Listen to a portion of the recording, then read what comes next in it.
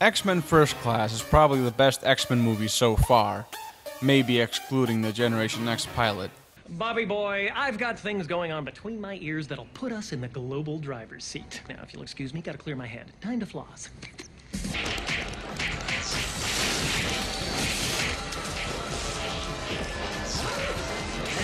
But how did it work as an adaptation?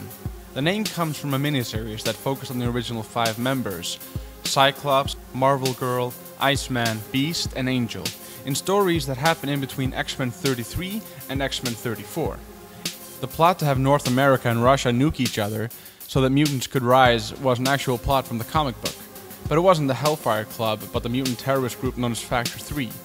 Led by the Mutant Master, Factor 3 was made up by the Changeling, aka Morph, the Blob, Ernest the Untouchable, Vanisher, the Ogre, and Mastermind, who was also a member of the Hellfire Club.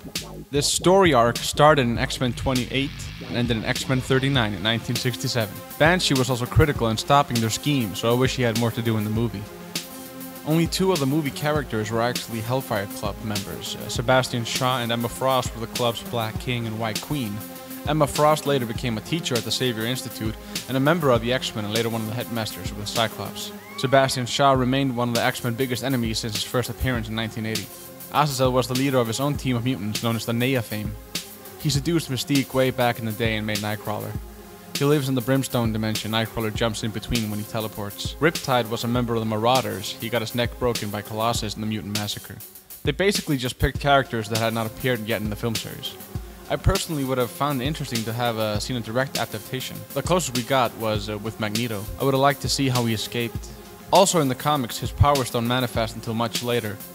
When it does, the townspeople burn down his house and kill his daughter, and in return he kills them. He then hunts down Nazis and the mutant killers, finally becoming a terrorist that evolves into an idealist. I also like some of the references with Charles Xavier's and the origin of the X-Men, but that's for a future video.